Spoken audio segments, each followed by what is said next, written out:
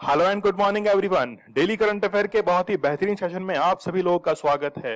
असफलता अनाथ होती है और सफलता के कई रिश्तेदार होते हैं। जब तक आप असफल है कोई पूछने वाला नहीं है, और जिस दिन सफल होंगे कई मीडिया हाउस जो हैं वो आपके पास में पहुंच जाएंगे और आपका इंटरव्यू लेंगे। यहाँ तक कि कई यूट्यूब चैनल जो हैं वो अपने सब्सक्राइबर और व्यूज बढ़ाने के लिए भी आपके पास में पहुंच जाएंगे। तो चलिए शुरू करते हैं बहुत ही बेहतरीन सेशन को। आज है 28 जुलाई। यदि लक्ष्य ना मिले तो रास्ते बदलो, क्योंकि वृक्ष अपनी पत्तियां बदलते हैं, जड़ें नहीं। जड़ें कभी भी नहीं बदली जाती है क्योंकि वो आपका कंसेप्ट होती हैं। लेकिन यदि मान लीजिए कि पतझड़ का मौसम आ गया है, मतलब आपने कोई असफलता हासिल की है, तो अपने पत्तियां जो हैं, अपनी रणनीति उनको बदल दीजिए। आप लोगों के कदमों में सफलता जरूर होगी। इसलिए जब आप लोग सफल होंगे तो कई रिश्तेदार आप लोगों के बन जाएंगे। तो शुरू करते हैं बहुत ही बेहतरीन सेशन को। एसएससी जीडी का कोर्स जो है वो लॉन्च हो चुका है, लाइव सेशंस लिए जा रहे हैं। स्टडी ग्लोव्स की लर्निंग ऐप को लॉन्च कर दिया गया है। इसके साथ में ही टेलीग्राम चैनल पर जाकर आप उसे सब्सक्राइब कर सकते हैं, क्योंकि सारी पीडीएफ जो है वो आप लोगों को अवेलेबल करवा दी जाएगी। आप मुझे इंस्टा पर मैसेज कर सकते हैं, जो भी आपकी क्वेरीज हो वो मुझे पूछ सकते हैं। इसके साथ में ही आप लोगों की सबसे बड़ी कमी है कि आप लोग कोई भी फीडबैक देते ही नहीं है, ना पॉजिटिव ना नेगेटिव। मतलब आप लोगों ने तो भारत की, इंडिया की जो रणनीति है, नॉन अलाइन मतलब गुट निरपेक्ष की जो नीति है उसको अपना रखा है। लेक्चर की पीडीएफ आप लोगों को टेलीग्राम चैनल के ऊपर विद आंसर्स अवेलेबल करवा दी जाएगी, और जो भी आप लोग क्वेश्चंस करते हैं उनका क्विज अवेलेबल रहता है टेलीग्राम चैनल के ऊपर, तो वहां से जाकर आप लोग उसे अटेम्प्ट भी कर सकते हैं। तो चलिए 28 जुलाई के बहुत ही बेहतरीन करंट अफेयर का सेशन आज हम लोग कवर कर लेते हैं। पहला क्वेश्चन बहुत ही इंपॉर्टेंट है और इसे मैंने जो नाम दे दिया है वो है ए। ठीक है, अल्फाबेटिकल ए इसको नाम दे दिया है क्योंकि काफी इंपॉर्टेंट क्वेश्चन है। हड़प्पा युग के शहर धोलावीरा को यूनेस्को ने विश्व विरासत स्थल में शामिल कर लिया है, और यह किस राज्य के अंदर स्थित है? तो आपको पता होगा कि गुजरात के अंदर धोलावीरा जो है वो स्थित है। और रिसेंटली ये 40वां वर्ल्ड हेरिटेज साइट जो है ये डिक्लेयर किया गया है। अब आप लोगों के मन में क्वेश्चन है कि सर 39वां जो है वो भी तो डिक्लेयर किया गया था रामप्पा मंदिर को। तो बिल्कुल आपकी जिज्ञासा जो है उसको शांत किया जाएगा। अभी उस लेक्चर उस क्वेश्चन को भी हम लोग लेने वाले हैं। तो यहाँ पे आप लोग देख सकते हैं कि इंडियन एक्सप्रेस जो है इसकी ये न्यूज है कि Harappa era city Dholavira in Gujarat inscribed on UNESCO world heritage list. तो ये जो है वो 40वीं वर्ल्ड हेरिटेज साइट बन चुकी है इंडिया की, और सुपर क्लब जो है 40 का उसमें भारत शामिल हो चुका है। तो अभी जो है रिसेंटली यूनेस्को का 44th सेशन जो है वो अभी चल रहा है, जो कि 16 जुलाई से और 31 जुलाई तक चलेगा, और उसको हेड किया जा रहा है चाइना के द्वारा। और चाइना को भी शायद ये पता नहीं होगा कि इंडिया की वर्ल्ड हेरिटेज साइट जो है इसको अनाउंस कर दिया गया है, क्योंकि कहीं ना कहीं चाइना के रहते हुए भारत आगे निकल जाए ये तो चाइना को कतई बर्दाश्त नहीं होगा। तो रिसेंटली रामप्पा जो टेम्पल है तेलंगाना का, उसे भी वर्ल्ड हेरिटेज साइट के अंदर घोषित किया गया है। अगला क्वेश्चन हम लोग वही लेने वाले हैं। आप लोगों के मन में एक क्वेश्चन होगा कि जब भी यूनेस्को साइट्स को डिक्लेयर किया जाता है तो इसके लिए क्या क्राइटेरिया है? तो कई सारे क्राइटेरियाज आप लोगों के सामने हैं। टोटल 10 क्राइटेरियाज यहाँ पे हैं। 2002 से पहले कल्चरल और नेचुरल क्राइटेरिया को शामिल किया जाता था, लेकिन थोड़ा सा उसमें चेंजेस किए गए। वो चेंजेस आप लोग यहाँ पर देख सकते हैं कि नेचुरल जो क्राइटेरिया है उसके अंदर ऑर्डर जो है वो चेंज किया गया है 2005 के बाद में। मतलब सीधा सिंपल मैं आप लोगों को बता देता हूं कि कोई भी जो ऐतिहासिक शहर है, हेरिटेज साइट है, वो 1200 से लगभग 1500 साल पुराना होना चाहिए। इसके साथ में जो हिस्ट्री के अंदर उसके जो भी अवशेष थे वो आज भी वर्तमान समय में मौजूद होने चाहिए, चाहे उसके अंदर टाउन प्लानिंग हो या फिर उसका आर्किटेक्ट हो, और आर्किटेक्ट से प्रभावित कोई टेक्नोलॉजी हो, वो सब चीजें आज भी मौजूद होनी चाहिए, तो ही उसे वर्ल्ड हेरिटेज साइट की लिस्ट में शामिल किया जाता है। और रिसेंटली लिवरपूल जो था, मैंने कल गलती से जो था वो उसमें इटली बोल दिया था, लेकिन इंग्लैंड उसका करेक्ट आंसर रहेगा। मतलब इटली इंग्लैंड जो है वो मुझे बोलना चाहिए था। तो लिवरपूल जो था उसको रिसेंटली रिमूव किया गया है वर्ल्ड हेरिटेज साइट की लिस्ट से। तो यहां पर हम लोग देख सकते हैं कि हड़प्पन जो साइट है, हड़प्पन साइट जो है उसके इंपॉर्टेंट जितने भी सिटीज हैं वो हम लोग यहाँ पे देख सकते हैं। धोलावीरा को आप लोग देखिए गुजरात के अंदर स्थित है। लोथल जो था वो एक बंदरगाह हुआ करता था। फिर देखिए रोजदी, तो 3 जो है वो आप लोग गुजरात में देख सकते हैं। उसके बाद फिर आप लोग आइए राखीगढ़ी। ठीक है, राखीगढ़ी कालीबंगा है, तो ये जो है ये भी इंपॉर्टेंट साइट है। पंजाब के अंदर रोपर है। इसके साथ में हड़प्पन साइट जो है, मतलब सिंधु नदी जहां पर बहती थी उसके बहाव क्षेत्र में ये सारी सभ्यताएं विकसित हुई हैं। और किसी भी नदी के बहाव क्षेत्र में हाई पॉपुलेशन डेंसिटी होती है, सारे रिसोर्सेज वहां पर अवेलेबल होते हैं, इसीलिए मैक्सिमम जितनी भी साइट्स हैं वो नदियों के किनारे ही पाई गई है। मोहनजोदारो हम लोग यहाँ पे देख सकते हैं, ठीक है, चाहुंदरो हम लोग यहाँ पे देख सकते हैं। तो कई सारी हड़प्पन साइट जो हैं वो डिस्कवर की जा चुकी हैं, लेकिन आज हम लोग बात कर रहे हैं किसके बारे में, धोलावीरा के बारे में। चलिए, पहला क्वेश्चन जो है वो अब यहाँ से शुरू होता है, क्योंकि दोनों ही जो है वो वर्ल्ड हेरिटेज साइट से रिलेटेड हैं। तो रिसेंटली जो है यूनेस्को ने तेलंगाना के किस मंदिर को विश्व धरोहर में शामिल किया है? तो रामप्पा जो टेम्पल है इसको रिसेंटली शामिल किया गया है। काफी बेहतरीन इसका आर्किटेक्चर है, अभी हम लोग देख लेते हैं। तो रामप्पा टेम्पल जो है वो है 39वां और धोलावीरा जो है वो 40वां वर्ल्ड हेरिटेज साइट जो है वो बन चुका है। क्राइटेरिया मैंने आप लोग को बता दिया है। यहां आप लोग इसके देखिए आर्किटेक्चर आप लोग देख सकते हैं, ये जो गुंबद आप लोग देख रहे हैं, ठीक है, तो दो प्रकार की हम लोग यहाँ पर शैली देखते हैं, ठीक है। एक तो होती है द्रविड़ शैली, एक होती है गंधार शैली जो होती है, वो हम लोग दो प्रकार की शैली हम लोग देख सकते हैं। तो द्रविड़ शैली के मंदिर जो हैं, स्टेप आप लोग यहाँ पे देख सकते हैं, द्रविड़ शैली के अंदर ये पाए जाते हैं। फिर इसके बाद में यहाँ पर पिलर्स देखिए, पिलर्स देखिए और पिलर्स का आर्किटेक्ट देखिए। तो उस समय इतना डेवलप आर्किटेक्ट रहा है, ये लगभग 1200 ईस्वी की बात है। यहाँ पे हम लोग देख सकते हैं कि ककतिया जो रुद्रेश्वर है, मतलब रामप्पा जो मंदिर है, ये वर्ल्ड हेरिटेज साइट में यूनेस्को के द्वारा शामिल किया गया है। और the temple was proposed by government as the sole nomination for the UNESCO world heritage site tag for year 2019। तो गवर्नमेंट के द्वारा पहले ही इसे प्रपोज किया जा चुका है और ये जो है वो 39वीं वर्ल्ड हेरिटेज साइट है। आप लोग इसे जरूर याद रखिएगा। यदि हम लोग बात करें यूनेस्को के बारे में, तो नाम से ही जाहिर है कि एजुकेशनल है, साइंटिफिक है और कल्चरल है। तीनों प्रकार के फील्ड जो हैं, डायमेंशंस, वो यूनेस्को कवर करता है और इसका स्पेशलाइजेशन भी इसके अंदर है। हेडक्वार्टर्स काफी इंपोर्टेंट है, पेरिस के अंदर हेडक्वार्टर है। पेरिस जो है वो कौन सी रिवर के किनारे है? वो है सीन नदी के किनारे। फाउंड किया गया था यूनेस्को को 1945 के अंदर 16 नवंबर को, और लंदन यूनाइटेड किंगडम के अंदर इसको फाउंड किया गया था। फाउंडर्स के अंदर फ्रांस है, यूएस है, चाइना है, यूके है, ब्राजील है, कई सारे कंट्रीज के द्वारा इसको फाउंड किया गया था। और इसके सब्सिडरीज आप लोग यहाँ पे देख सकते हैं, यूनाइटेड नेशंस की ये एक पेरेंट ऑर्गेनाइजेशन है। बात करें हम लोग रामप्पा मंदिर की, तो रामप्पा मंदिर को रुद्रेश्वर मंदिर भी कहा जाता है। वेरी वेरी इंपॉर्टेंट, क्योंकि एग्जाम के अंदर रुद्रेश्वर मंदिर के नाम से ही क्वेश्चन आएगा, रामप्पा मंदिर के नाम से क्वेश्चन नहीं आएगा। चाहे तो आप लोग 2016 का एक पेपर जाके देख सकते हैं, वहां पर कृष्ण के आर्किटेक्ट के बारे में पूछा गया था, शिव के आर्किटेक्ट के बारे में पूछा गया था, लेकिन डायरेक्टली उन्होंने इंडिकेट नहीं किया था कि वो शिव के आर्किटेक्ट को पूछ रहे हैं। बाय हिंट जो था वो उन्होंने क्वेश्चन के अंदर डिक्लेयर किया था। यहाँ पे आप लोग देख सकते हैं कि तेलंगाना राज्य के मुलुक्कू जिले के पालमकोट में स्थित है। तो यूनेस्को ने इसे विश्व विरासत में शामिल किया है और 44वां सेशन जो है वो अभी चल रहा है, 31 जुलाई तक वो चलेगा। और इसे जो है रुद्रेश्वर मंदिर वो 1213 ईस्वी में काकतीय साम्राज्य, ये भी काफी इंपॉर्टेंट है, क्योंकि जब वो क्वेश्चन देगा और क्वेश्चन के अंदर स्टेटमेंट्स देगा तो वहां पर इस साम्राज्य की जगह वो कोई दूसरा साम्राज्य, डायनेस्टी जो है उसका जिक्र करेगा और वहीं से हमको इस क्वेश्चन को पकड़ लेना है, उसको करेक्ट कर देना है।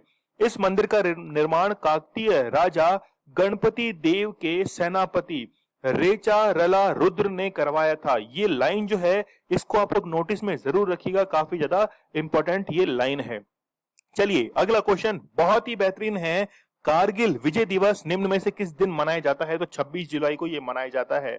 मनाने से ज्यादा हम लोग पाकिस्तान की कायरता को यहाँ पे समझने की कोशिश करेंगे, क्योंकि 26 जुलाई के दिन हमने ये युद्ध जो था वो जीत लिया था, लेकिन युद्ध किन कारणों की वजह से हुआ था, कहां हुआ था, सबसे पहले हम लोग उसको समझने की कोशिश करते हैं।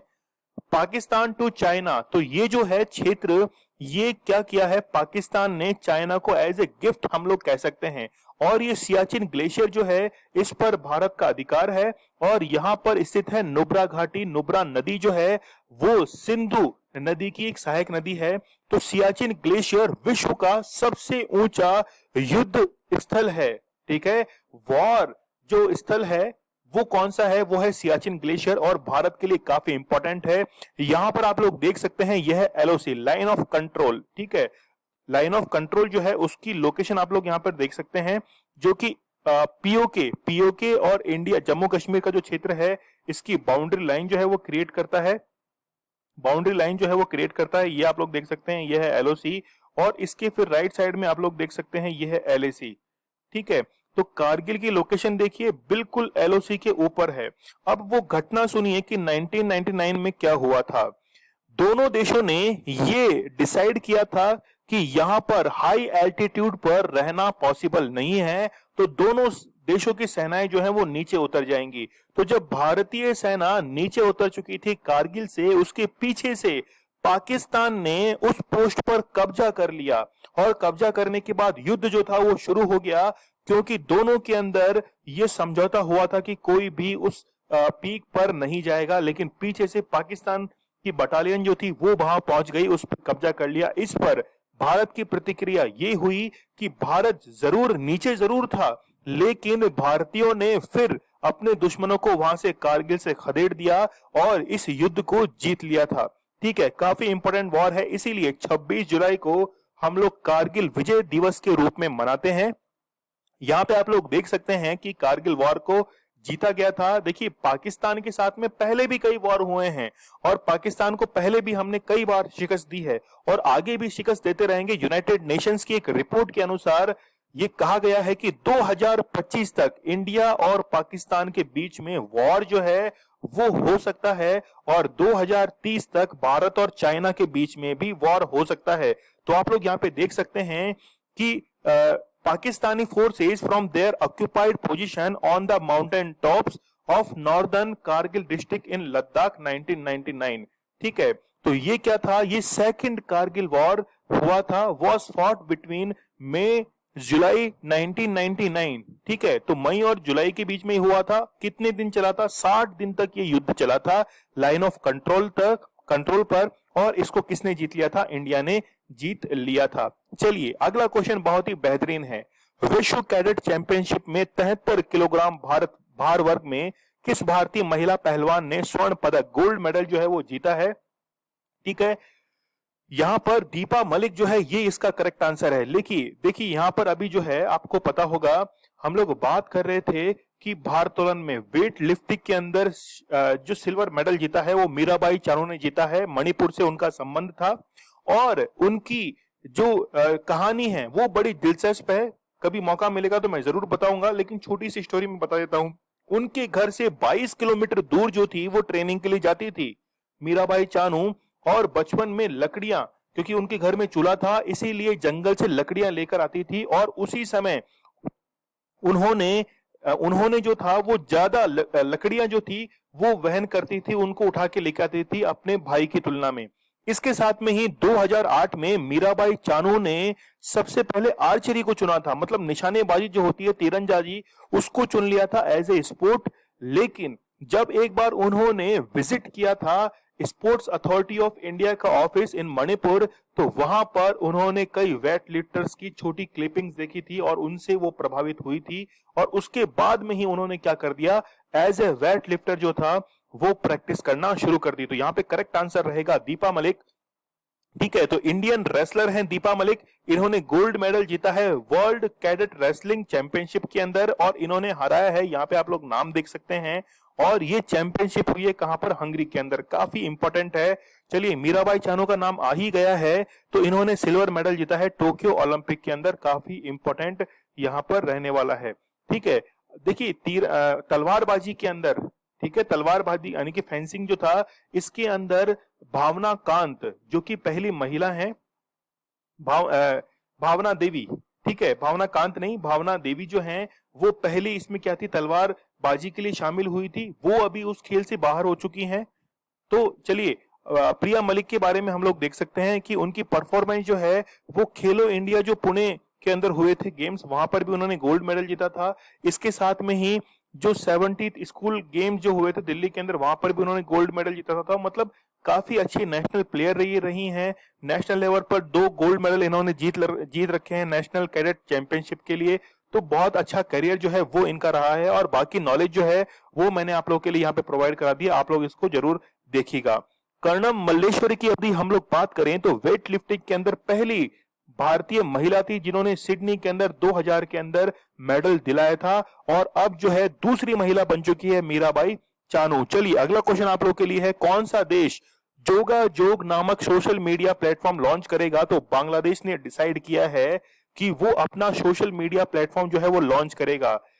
कहीं ना कहीं ये जो खुद का सोशल मीडिया प्लेटफॉर्म को लॉन्च करने का है, तो आप लोगों ने पेगासस का नाम सुना होगा, पेगासस सॉफ्टवेयर का नाम सुना होगा, जिसने कई जितने भी सीक्रेट्स हैं उसको ओपन किया है। इंडिया के अंदर 300 लोग जो हैं उनके बीच में जितनी भी बातचीत हुई है उसको टैप किया था पेगासस वायरस के सॉफ्टवेयर के द्वारा। इजराइल का ये सॉफ्टवेयर है। तो जब भी ऐसी कोई बातचीत होती है तो यहां पर जरूरत पड़ती है कि किसी देश का खुद का सोशल मीडिया प्लेटफॉर्म जो है वो होना चाहिए। जैसे भारत के अंदर जितने भी सोशल मीडिया प्लेटफॉर्म हैं उनके लिए शिकायत अधिकारी नियुक्त किए जा रहे हैं। तो इन्हीं सभी जंजालों से बचने के लिए बांग्लादेश ने खुद का सोशल मीडिया प्लेटफॉर्म जो है वो फेसबुक और व्हाट्सएप की तर्ज पे एक नया उतार दिया है जिसका नाम है जोगा जोग। यदि हम लोग बांग्लादेश की बात करते हैं, अभी बांग्लादेश की बात करेंगे, तो सबसे लंबी जो बाउंड्री शेयर की जाती है वो बांग्लादेश के साथ में की जाती है। तो यहाँ पे आप लोग देख सकते हैं कि फेसबुक और व्हाट्सएप के अल्टरनेट के लिए जोगा जोग जो है इसको क्या किया गया है, यहाँ पर सोशल मीडिया प्लेटफॉर्म लॉन्च किया गया है। यहाँ पे आप लोग देख सकते हैं कि ये डेटाज है, इंफॉर्मेशन है, कम्युनिकेशन है, इन सभी के बेसिस पर ये काम करेगा। चलिए कैपिटल ऑफ बांग्लादेश क्या है, वो है ढाका, यहाँ की करेंसी है टका, शेख हसीना जो है वो यहाँ की पीएम है। प्रेसिडेंट आप लोग देख सकते हैं अब्दुल हामिद यहाँ के प्रेसिडेंट हैं।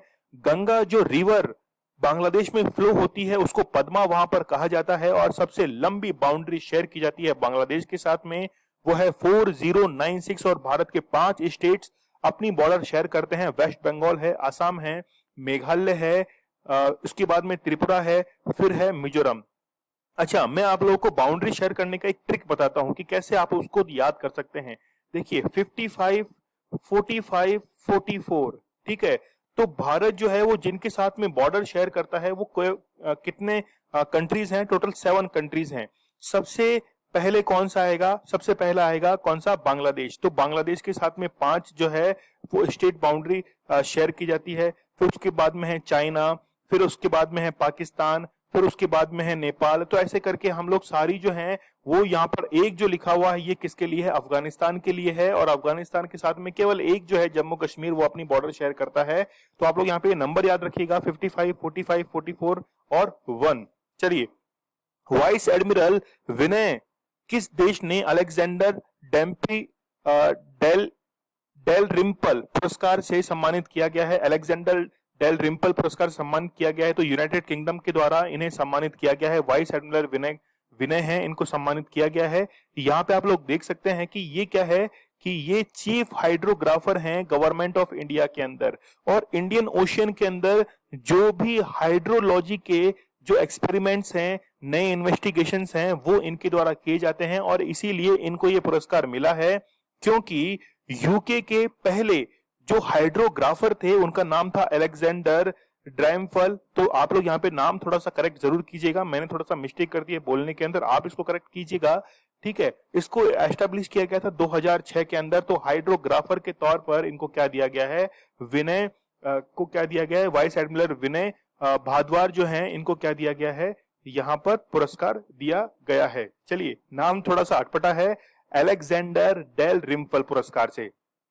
यहाँ पे आप लोग के लिए और थोड़ी सी नॉलेज है जिसको आप लोग यहाँ पे देख सकते हैं कि Alexander Dalrymple in recognition of his unparalleled dedication, professional skill and leadership in the disciplines of hydrography and nautical cartography, ठीक है। तो कार्टोग्राफी का मीन्स होता है कोई नक्शा तैयार करना, कोई मैप जो है वो तैयार करना। तो ये सारा योगदान जो है वो इनका रहा है। चलिए, यूके की यदि हम लोग बात करें तो यूके का निर्माण हुआ है इंग्लैंड, स्कॉटलैंड, वेल्स और नॉर्थ आयरलैंड से मिलकर यूके बना है, और इसके कंबाइंड कैपिटल जो है वो है लंदन। लंदन जो है ये इसकी कंबाइंड कैपिटल है, और लंदन जो है वो थेम्स नदी के किनारे बसा हुआ है। कैपिटल यहाँ पे लिखी हुई है लंदन ही है। पॉपुलेशन जो है वो 6 करोड़, यहाँ पे आप लोग देख सकते हैं 6,66,00,000 जो है ये यहाँ की पॉपुलेशन है। बोरिस जॉनसन यहाँ के प्रधानमंत्री है। करेंसी आप लोग देख सकते हैं पाउंड स्टर्लिंग यहाँ की करेंसी है। किस राज्य सरकार ने शिक्षा क्षेत्र में आपदा प्रबंधन मतलब डिजास्टर मैनेजमेंट विषय को अनिवार्य विषय बनाने की घोषणा की है? तो ऐसा किया गया है उड़ीसा सरकार के द्वारा, क्योंकि रिसेंटली आपको पता होगा कि कई डिजास्टर, ऐसा नहीं है कि हम लोग हमेशा जो है वो बात करते हैं फ्लूड्स की यानी कि बाढ़ की बात करते हैं। यहाँ पर कोविड जो है कोरोना वो भी एक आपदा की तरह ही है। तो यहाँ पर उड़ीसा सरकार के द्वारा ये स्टेप लिया गया है कि अब जो है वो इसको कंपलसरी किया जाएगा सिलेबस के अंदर। ठीक है, उड़ीसा की यदि हम लोग बात करें तो उड़ीसा की स्थापना जो है वो 1 अप्रैल को की गई थी, इसीलिए 1 अप्रैल को उड़ीसा अपना उत्कल दिवस मनाता है। कोणार्क सूर्य मंदिर यहाँ पर स्थित है और 10 रुपए के नोट पर कोणार्क सूर्य मंदिर बना होता है। ठीक है, उसका जो व्हील है मतलब जो पहिया है वो बना हुआ रहता है। इसके साथ में ही कोणार्क सूर्य मंदिर भारत का पहला ऐसा मंदिर है जो कि सौर ऊर्जा से संचालित है। याद रखना, काफी इंपॉर्टेंट फैक्ट है ये। चिल्का झील जो है वो यहाँ पर स्थित है। ठीक है, गहीर मठ बीच यहाँ पर स्थित है जहां पर ओलिव रिडली टर्टल पाए जाते हैं। और रिसेंटली ऑपरेशन ओलिविया जो था वो ओलिव रिडली टर्टल्स के लिए भी चलाया गया था। तो यहाँ पे आप लोग देख सकते हैं कि डिजास्टर मैनेजमेंट जो है सिलेबस के अंदर यहाँ पर इंक्लूड किया गया है। First year in the college of Orissa. इसका ऑब्जेक्टिव क्या है? Prepare to face the challenges posed by, यहाँ पे आप लोग देख सकते हैं रिकरेंट साइक्लोन्स। ठीक है, जैसे यास तूफान आया था तो साइक्लोन्स यहाँ पर आते हैं, और जैसे कोरोना पैंडेमिक जो है ऐसे डिजास्टर से निपटने के लिए यहाँ पे कोर्सेज जो है वो लॉन्च किए गए। तो साइक्लोन यास जो था इसने काफी तबाही मचाई थी, डिस्ट्रक्शन काफी किया था, काफी सारे हाउसेज जो थे वो यहाँ पे डैमेज हुए थे। तो यदि ऐसी आपदा भविष्य में कभी आती है तो उससे निपटने के लिए ये सिलेबस जो है इंक्लूड किया गया है। उड़ीसा की यदि हम लोग बात करें तो यहाँ पे आप लोग देख सकते हैं कि उड़ीसा की जो कैपिटल है वो क्या है? भुवनेश्वर उड़ीसा की कैपिटल है। भुवनेश्वर जो है वो उड़ीसा की कैपिटल है और हंड्रेड्स ऑफ टेंपल जो है वो यहाँ पर स्थित है।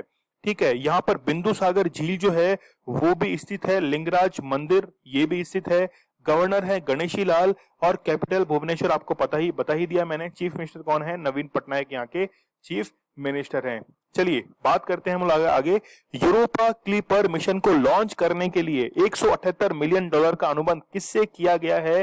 तो स्पेस एक्स के साथ में यूएसए की गवर्नमेंट ने किया है, क्योंकि स्पेस एक्स जो है वो एक प्राइवेट एजेंसी है।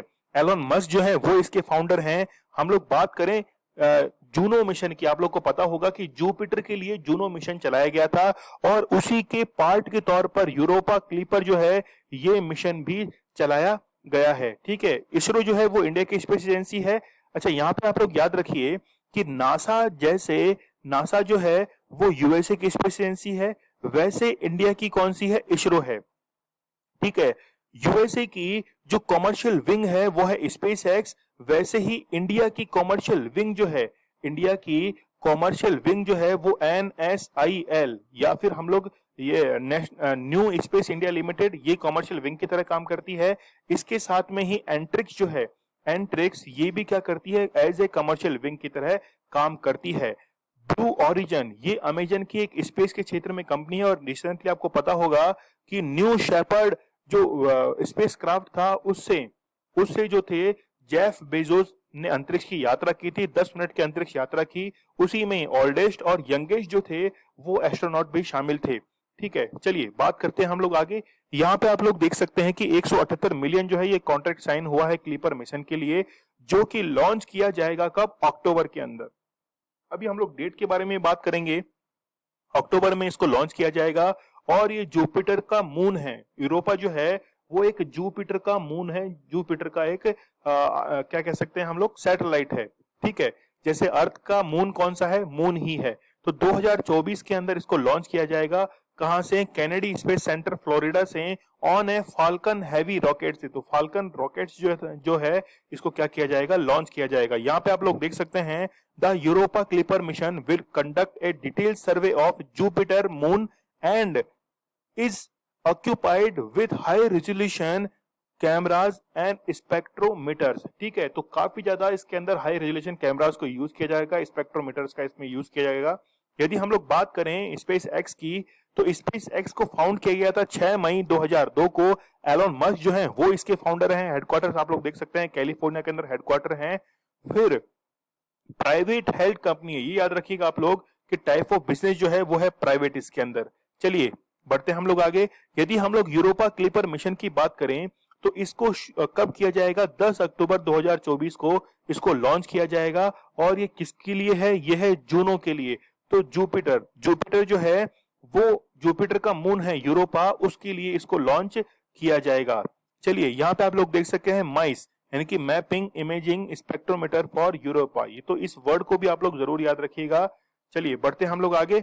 सतीश कालसेकर का 78 वर्ष की आयु में निधन हो गया है। वह एक प्रसिद्ध क्या थे? पॉइट थे। ये साहित्य अकादमी अवार्ड जो है वो भी इनको मिल चुका है। तो ये एक पॉइट हैं और ये मराठी लैंग्वेज के अंदर पोइट्री करते थे, मराठी लैंग्वेज के अंदर काफी फेमस थे। इनको 2013 के अंदर साहित्य अकादमी अवार्ड भी मिल चुका है। मराठी लैंग्वेज के अंदर ये पोइट थे और ऐसे भी लिखते थे। इनका डेथ जो है वो 24 जुलाई 2021 को हुआ है। लैंग्वेज याद रखिएगा आप लोग कौन सी है? मराठी है। बुक भी जो है वो इनकी आप लोग याद रख सकते हैं, ये भी काफी इंपॉर्टेंट बुक है। हाल ही में कौन सा देश अंतरराष्ट्रीय सौर गठबंधन इंटरनेशनल सोलर अलायंस में शामिल हुआ है? तो स्वीडन जो है वो इसके अंदर शामिल हुआ है। तो टोटल 122 कंट्री जो हैं वो इसमें अब शामिल हो चुकी हैं। देखिए इंटरनेशनल सोलर अलायंस की, आईएसए की यदि हम लोग बात करें तो इसको नवंबर 2015 के अंदर इंडिया और फ्रांस के द्वारा इसको फाउंड किया गया था, इमैनुअल मैक्रॉन और भारत के प्रधानमंत्री नरेंद्र मोदी के द्वारा। और इसका हेडक्वार्टर जो है वो गुरुग्राम के अंदर स्थापित किया गया था। इसमें लाइन ऑफ कैप्रिकॉर्न और लाइन ऑफ कैंसर के बीच में जितने भी सनशाइन कंट्रीज हैं उनको इसका पार्टिसिपेटिंग कंट्री बनाया गया, मेंबर बनाया गया। लेकिन बाद में जो था ये लिमिटेशन समाप्त कर दी गई और कोई भी देश जो है वो इसका सदस्य बन सकता है जो कि रिन्यूएबल एनर्जी के लिए काम करता है। इसलिए स्वीडन जो है वो भी फिर इसके अंदर क्या हो गया? शामिल हो गया। तो इंटरनेशनल सोलर अलायंस को ज्वाइन करने वाला 122वां देश जो है वो स्वीडन बन चुका है, जो कि अब क्लीन एनर्जी और रिन्यूएबल एनर्जी के लिए काम करेगा। ठीक है, यहाँ पे एक टर्म है सस्टेनेबल फ्यूचर। इसका मीन्स ये है कि आज के जो रिसोर्सेज हैं उनको हम लोग इस कदर यूज करें कि फ्यूचर के अंदर भी उनकी अवेलेबिलिटी बनी रहे, उनको ही हम लोग कहेंगे सस्टेनेबल फ्यूचर। यदि हम लोग आईएसए की बात करें इंटरनेशनल सोलर अलायंस की, तो हेडक्वार्टर है कहां पर? गुरुग्राम में। 30 नवंबर 2015 को फाउंड किया गया था। पेरिस फ्रांस के अंदर इसको एस्टेब्लिशमेंट किया गया था। और अजय माथुर जो है, मैंने अपॉइंटमेंट्स का एक स्पेशल लेक्चर जो है वो प्रोवाइड कराया है, वहां पर आप लोगों को ये क्वेश्चन भी जो है वो जरूर मिल जाएगा। स्वीडन की कैपिटल क्या है? स्टॉकहोम है। और यहाँ की करेंसी आप लोग देख सकते हैं कोरोना है। और यहाँ पर देखिए कि current prime minister of Sweden वो कौन है? स्टीफन लॉफवेन जो है वो करंट प्राइम मिनिस्टर कहां के हैं? स्वीडन के हैं। चलिए, अच्छा स्वीडन की एक और है ग्रेटा थनबर्ग। तो ग्रेटा थनबर्ग जो है वो फ्राइडे फॉर फ्यूचर इस जो सिंबल के साथ में, इसी इनिशिएटिव के साथ में वो काम करती है। किसके लिए? जलवायु परिवर्तन के लिए, क्लाइमेट चेंज के लिए। हाल ही में चर्चित पुस्तक an ordinary life portrait of an Indian generation, तो ये बुक जो है वो अशोक लवासा जो कि फाइनेंस सेक्रेटरी पहले रह चुके हैं, इन्होंने अपने फादर की जो लाइफ स्पान है उसके ऊपर इस बुक को लिखा है। और काफी इंपॉर्टेंट बुक जो है वो ये रही है। विमल जालान की रिसेंटली एक बुक मैंने आप लोग को पढ़ाई थी, मुझे कमेंट सेक्शन में जरूर बताना कौन सी वो बुक थी। तो ये बुक जो है वो इन्होंने अपने फादर उदय सिंह जो है इनके ऊपर इसको लिखा गया है, इनके एक्सपीरियंस को लिखा है इन्होंने। यहाँ पे आप लोग देख सकते हैं कि Ashok Lavasa resign from the post of election commissioner in 2020 to become the vice chairman of the Asian development bank. तो ये क्वेश्चन जो है वो भी आप लोगों के लिए इंपोर्टेंट हो सकता है कि एडीबी के जो वाइस चेयरमैन हैं वो कौन बने हैं? तो अशोक लवासा को वहां पर वाइस चेयरपर्सन बनाया गया है। किस राज्य के बीएस येदुरप्पा ने मुख्यमंत्री पद से इस्तीफा देने की घोषणा की है? बड़ा ही दिलचस्प ये वाक्य हुआ है। इनके 3 टेन्योर हुए हैं, 3 कार्यकाल, उसमें से एक भी कार्यकाल इन्होंने अब तक पूरा नहीं किया है। कर्नाटक के ये क्या है? मुख्यमंत्री हैं। और यहाँ के राज्यपाल थावरचंद गहलोत रिसेंटली अपॉइंट किए गए थे प्रेसिडेंट के द्वारा कर्नाटक के अंदर। और उसके बाद बीएस येदुरप्पा ने क्या किया है? अपने पद से इस्तीफा दे दिया है। रीजन इन्होंने नहीं बताया है, रीजन कोई भी इन्होंने नहीं बताया कि क्या रीजन रहे हैं, लेकिन फिर भी हम लोग देख सकते हैं कि जो भी यहाँ पर उथल पुथल रही है उसके चलते इन्होंने क्या कर दिया है? अपने पद से इस्तीफा दे दिया है। ठीक है, तो ये कर्नाटक के 19वें चीफ मिनिस्टर रह चुके हैं। इनकी पार्टी जो है वो है बीजेपी पार्टी।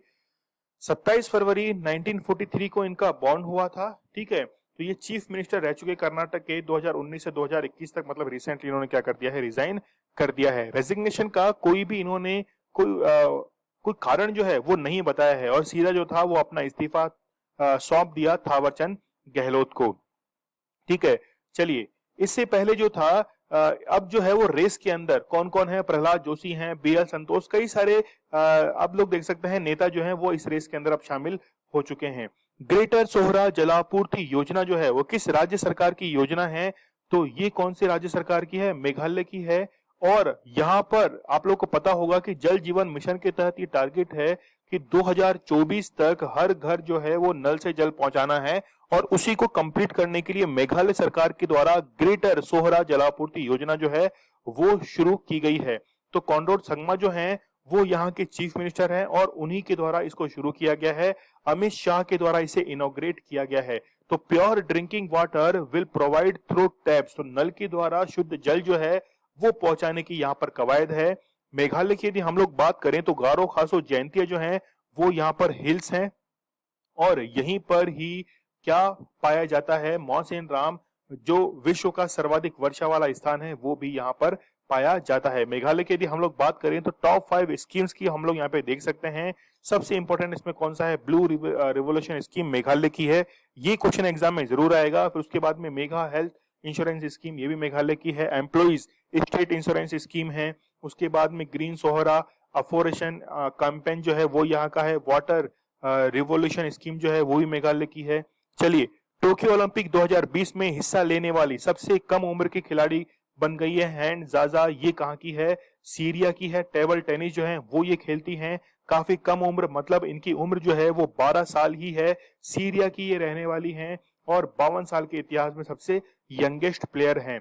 भारत की तरफ से 127 प्लेयर जो है वो पार्टिसिपेट किए हैं, कहां पर, टोक्यो ओलंपिक्स के अंदर 2020 के अंदर, और पहला सिल्वर मेडल जो है वो भी हमने जीत लिया है। देखिए, जब भारत ने सिल्वर मेडल जीता था तो केवल भारत जो था कुछ क्षण के लिए ही, यानी कि लगभग 3 से 4 मिनट के लिए ही भारत जो था वो टॉप 3 कंट्रीज के अंदर काउंट हो गया था।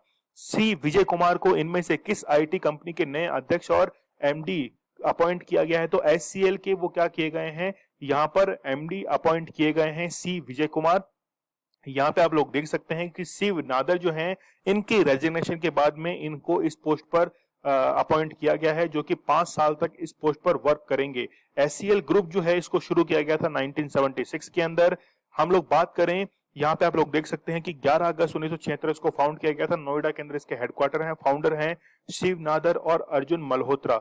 तो शिव नादर के बाद जो था इनको अब अपॉइंट किया गया है। काफी इंपोर्टेंट क्वेश्चन रह सकता है क्योंकि यहाँ पर फाउंडर ने जो है यहाँ पर रिजाइन किया था, मतलब अपने पद से हटे थे, और उनके बाद जो है वो यहाँ पर इन्होंने ज्वाइन किया है। सुपर बिट नामक टेलीस्कोप का निर्माण किस अंतरिक्ष एजेंसी के द्वारा किया जा रहा है, तो यहाँ पर जो है नासा के द्वारा इसको निर्मित किया जा रहा है, सुपर बिट को। ठीक है, काफी इंपॉर्टेंट है।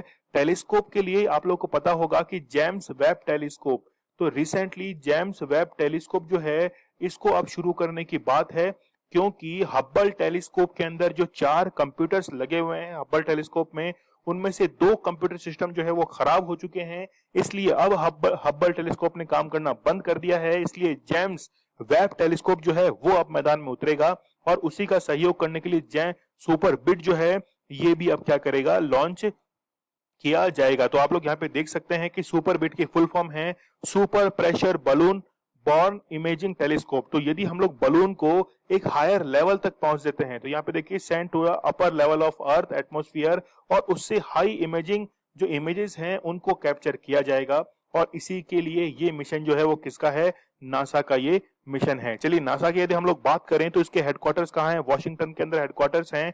फाउंड जो किया गया था इसको 29 जुलाई 1958 को फाउंड किया गया था। यहाँ पे आप लोग देखिए कि बिल नेल्सन जो हैं इनके द्वारा ये जो हैं अभी नासा के अध्यक्ष हैं। चलिए, 27 जुलाई के बहुत ही बेहतरीन करंट अफेयर को हम लोग रिवाइज कर लेते हैं। जनजातीय भागीदारी योजना जो है वो किसकी है, वो है राजस्थान सरकार की। मध्य प्रदेश के किन 2 शहरों को, तो ओरछा, ग्वालियर और ओरछा जो है ये इसका करेक्ट आंसर रहेगा। यहाँ पर जो है बुक है रेनिदास बॉर इन द यूएसए, ये बुक जो है वो किसकी है, ए और बी यहाँ पर कंबाइंड इसका आंसर रहेगा, तो सी इसका करेक्ट आंसर रहेगा। कौन सा देश विश्व का पहला स्वच्छ कॉमर्शियल न्यूक्लियर रिएक्टर बनाएगा? तो चाइना के द्वारा यह बनाया जाएगा।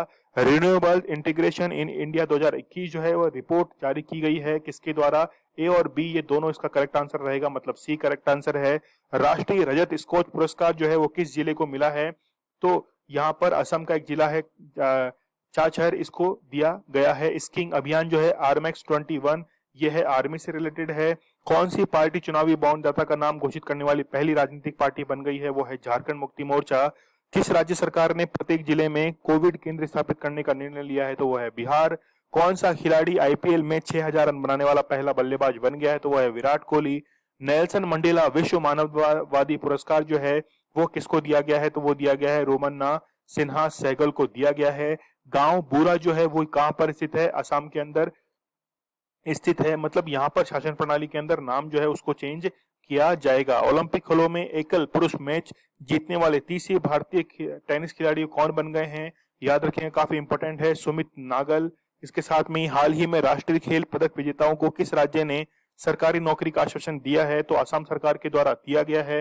हाल ही में किस सांसद को राज्यसभा से निलंबित कर दिया गया? तो शांतनु सेन को निलंबित कर दिया गया है। ये कल का हमारा स्टडी क्लोज क्वेश्चन था कि अफगानिस्तान के अंदर जो तालिबान अटैक से दानिश सिद्दीकी जो है हाल ही में इनकी मृत्यु हुई है, और ये काम किसके लिए करते थे? इंडिया टुडे के लिए काम करते थे। हाल ही में ब्रिटिश ग्रांड प्रिक्स 2021 किसने जीता है? तो आज का स्टडी क्लोज को आप लोग के सामने है। इस क्वेश्चन का आंसर मुझे कमेंट सेक्शन में आप लोग को जरूर देना है। आप लोग मुझे इंस्टा पर फॉलो कर सकते हैं, जो भी आपकी क्वेरीज है वो मुझे पूछ सकते हैं। लेक्चर की पीडीएफ विद आंसर्स आप लोग को टेलीग्राम चैनल के ऊपर अवेलेबल करवा दी जाएगी। जो भी क्वेश्चन हम लोग करते हैं उनका क्विज अवेलेबल रहता है टेलीग्राम चैनल के ऊपर। स्टडी क्लोज आप लोग के लिए बहुत ही बेहतरीन कंटेंट लेके आता है। नॉलेज इज पावर, ये हमारी टैगलाइन है, तो आप लोग को चैनल को सब्सक्राइब करना नहीं भूलना है। तो चलिए कल मिलते हैं हम लोग बहुत ही बेहतरीन लेक्चर के साथ, तब तक के लिए धन्यवाद, थैंक यू।